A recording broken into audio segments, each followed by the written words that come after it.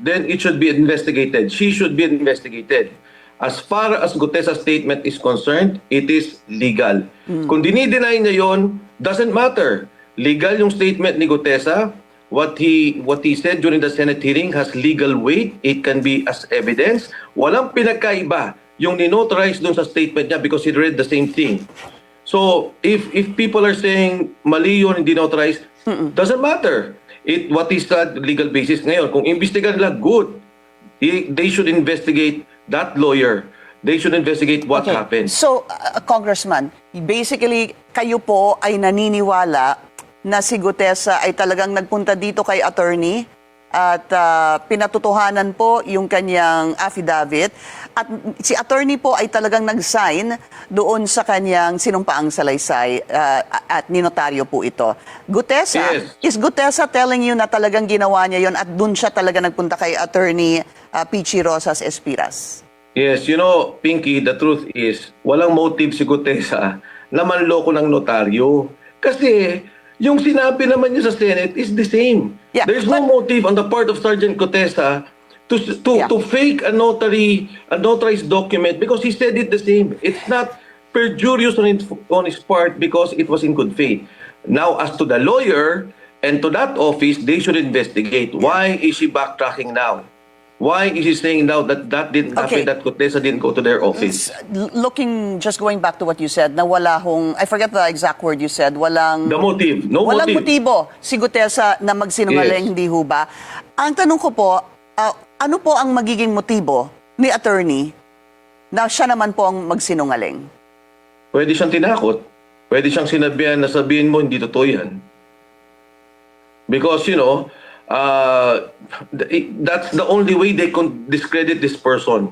That's the only way they can, you know, bring down the statements he delivered to the Senate, to the Blue Ribbon Committee. So, which is, sabi nga ng mga lawyers, I've been seeing a lot of comments in social media. Yeah. It doesn't matter. I mean, what he said was already there. He went there in good faith. In fact, hindi nga kailangan niya magpa-notarize eh. You know, if he verbalized what he said in the Senate, that would have been enough legal evidence and enough weight to be part of a court proceeding. So yeah, Pinky, thank you for that. And I think yun din ang worry ko na itong abogado medyo pinressure kasi why would you now deny that you notarize a statement? Doesn't make sense. Any ideas, sir, if indeed the attorney, as you claim, was pressured, who would pressure her? People who were mentioned, I would think. People who would be affected, I would think. I checked the background of the lawyer, and I believe that she currently works in the Bureau of Jail, the penology and penology. So I'm not sure. I don't want to cast aspersions on the lawyer, but yes, I think it should be investigated by the Blue Ribbon Committee. But before we go on a break, sir, just do you feel that posibleng kayo naman po ang magkaproblema because you're the one basically now saying that this lawyer is the one lying? Hindi kasi alam mo, Pinky, from day one naman I don't want to get involved, and this person said these things and I facilitated that he give a statement to Senator Marcoleta. If they will give me a problem, so be it. Because this is for the country. This is a problem of corruption. Everyone's complaining about it. Everyone knows about it. I think it's about time that we address this issue. Okay, quick question, sir. Yung sinabi niyo nagkita po kayo, sabi mo may dala na po siyang draft statement, hindi ho ba? Would you know sino ang tumulong kay Sergeant Gutesa na gawin na po yung draft statement nung nagkita-kita po kayo together with Senator Marcoleta? No, Pinky. In fact, hindi pa naman notarized yun eh. It was just salaysay that he did. Opo, it came from him. Pero meron na ho bang tumulong sa kanya? Typewritten na ho ba yun? Yung kanyang sinabing draft statement? Ano po yung pinakita niya sa inyo? Typewritten statement.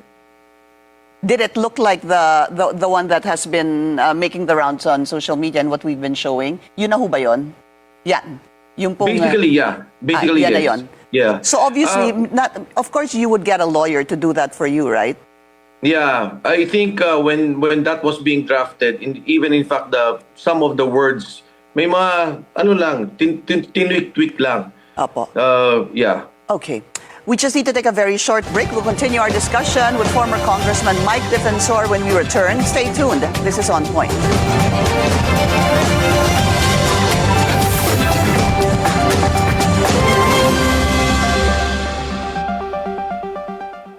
Kick Mobile.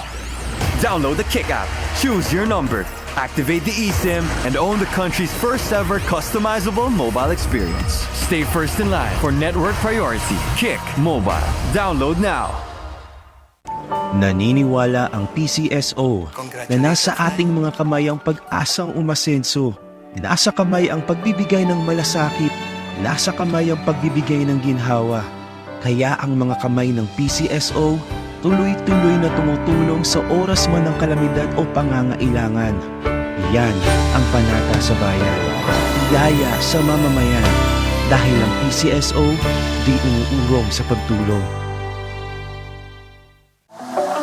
In a fast-changing digital world, relevant news plus the latest information still matter. And you've found your new go-to source for the morning essentials, plus the midday information, plus the prime time news. Billionario News Channel is now the most viewed news channel on Samsung TV Plus. Thank you for keeping us on top. Pero this was my first attempt na sumulat. Malapit sa'yo nang mapansin ako. Simulcast in Mellow 94.7. Best friend mo. Di abot ang data! GG bro! Don't worry! The Only with Smart Power All 99. Hindi bitin with 10 gig data to power your games plus only Facebook or only TikTok. Load now! Welcome back to On Point. Still with us, former Congressman Mike Defensor. Congressman, thank you for your time. So, when you met, nakita nyo na po yung papel, yung kanyang draft statement that it's very similar. Would you say it's exactly the same what came out in the Senate, sir? More or less, yes. Okay, yun na po yun. Yes. So, what did he say? Pagkatapos po nun, yun yung after the meeting, tama ho ba, dun siya umalis at nagpanotaryo? Yes. Okay. And when you talked to him, did you talk to him recently, sir? I mean, after the Senate hearing? No, I haven't. But message has been relayed to me that wala lang kasi syempre I was worried about his safety, kung kamusta lang siya. And some people told me that, friends of his told me that he's okay. And this with his fellow Marines, some of them, the officials who parang gusto na to protect and to ensure the safety of Sergeant Gutesa. So meron ho talaga nagpoprotekta sa kanya? Because he didn't even want the witness protection program or to be secured by the Senate. Yung mga Marines, I understand sila Colonel Corbin also went there to visit. I'm not sure if General De Leon went there. Yeah. Okay. Yes. So- the fellow Marines that he's with. Apa. Congressman, let's just, I want to ask you about siguro some possible circumstances that may happen. Kasi dahil nga dito sa pag-deny ni Attorney Peachy Rosas Espiras regarding, notarizing, signing, or participating rather in the said document, some senators might or actually have said, I think it was Senator Erwin Tulfo who said that posible ang mawala ng saysay yung testimony niya. I'm not sure if those were the exact words, sir, but to that effect. What do you say to that? And a possible background check on Gutesa, is that something you welcome, sir? Yeah, I think it's fine. I mean, it's they should do a background check if they feel it and if they want to. But I think they should call Paul and Mark, Paul Estrada and Mark Estay to the Senate committee hearing. As far as the testimony or supposedly they're saying it's not notarized, it's up to the Senate. Pero, for me, it saddens me that there's this opportunity that we can correct the situation. May magagawa tayo para sa bayan, narinig na natin lahat.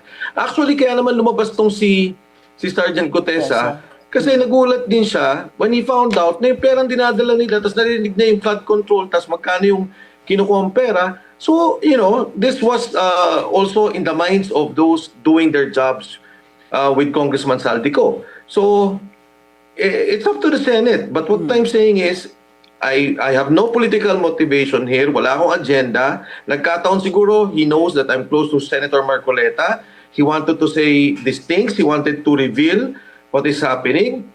It's up to the Senate and to the government. Okay. But Yeah. I think this is our chance, the opportunity for all of us to really clear the issue and to get to the bottom of this problem. Congressman, I did want to ask you bakit si Senator Marcoleta at sinagot nyo na nga po dahil alam nila na malapit kayo kay Senator Marcoleta.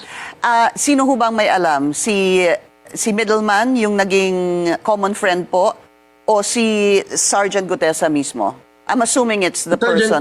Sergeant Gutesa. I think a lot of people know that, but in this particular case, it was Sergeant Gutesa who really told me about it. And ang gusto niya talaga makausap was Yes. Senator Marcoleta. Okay, a denial from former Speaker Martin Romualdez. I want to put this up on screen. It was yesterday nang nilabas niya ito. Ang sabi nga niya po that yung sinasabi kasi ni Sergeant Gutesa na nagdala siya umano ng pera beginning December 2024, the former speaker was saying that that house that was mentioned by Sergeant Gutesa has been undergoing renovation since January 2025. So, doon pa lang daw ay mali na. Yes.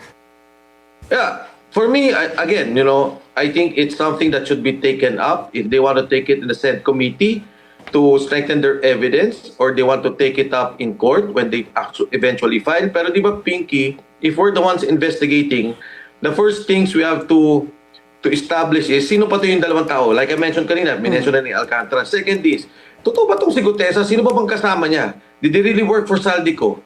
Okay, sino-sino? Oh, ito yung mga kasama, did you really do the delivery? Did you go here? Did you go there? And so on and so forth. So, what I'm saying is, if you want to shoot down Gutesa from the very onset of what he was saying, fine. Kung yun ang tingin ng Senate committee, okay lang din sa akin, no? It's up to them. But if you want to really look into the details of what he was saying, if this is true, and check where this money is coming, di ka natin alam kung saan yung galing yung pera eh. For all intents and purposes, baka kung saan naman yun. But if this is really the flood control money, or money coming from infrastructure projects, then I think it's also incumbent upon the officials to check on what he was saying. I guess when you read when we went through the statements made by Gutesa, hindi ho ba? Sabi nga niya, meron po silang group chat nga, kaya there were times na siya po yung kasama sa pag-deliver ng tawag po nila basura. Paminsan nakikita niya checking their chat group that there were deliveries also of basuras na wala po siya doon. But if you have Congressman Martin Romualdez saying this, siguro better to say it, quote it. The most telling flaw is the witnesses claim that deliveries were made to McKinley beginning December 2024. Imposible yan. The property has been under renovation since January 2024. I stand corrected there. Sabi ko po January 2025. Yeah. Has been under renovation since January 2024 and was unoccupied except for construction workers. Falsus in uno, falsus in omnibus. False in one thing, false in everything. False rather in everything. Why do you think there was a flaw here? Bakit mo po magde-deliver ng pera 3 times a week sa isang bahay na kung saan nandun po ang mga construction workers as stated by Congressman Martin Romualdez, sir? Yeah, again, I don't want to get in a personal fight with the speaker. We were together. We've been good friends. When he ran the first time, Senator Marcoleta and I were together. Ito para sa bansa lang. Para sa bayan, tingnan natin. If he's saying that, fine. If they want to investigate it further, simple lang naman yan, Pinky, to corroborate it. You check all those people with Saldico. Diba?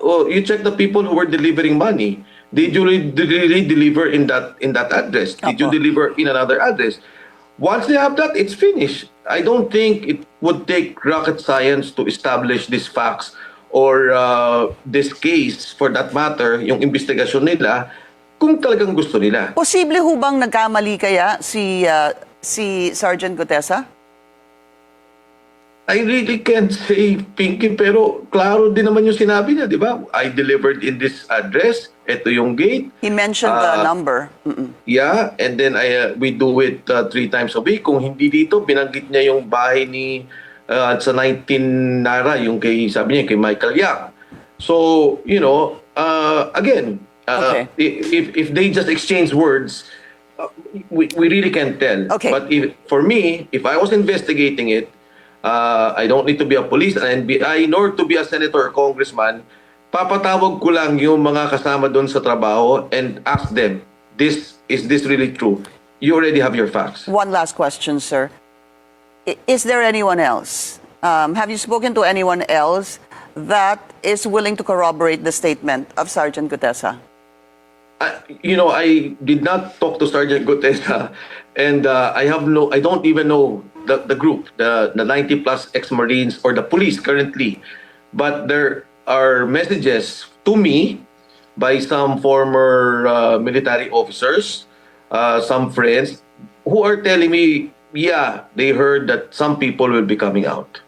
Former Congressman Mike Defensor, sir, thank you so much for your time. Thank you, Pinky. Thank you so much. And that's On Point. Join us again on Monday, 7:30 p.m. here on BNC, the Billionario News Channel. I'm Pinky Webb. Thank you for watching.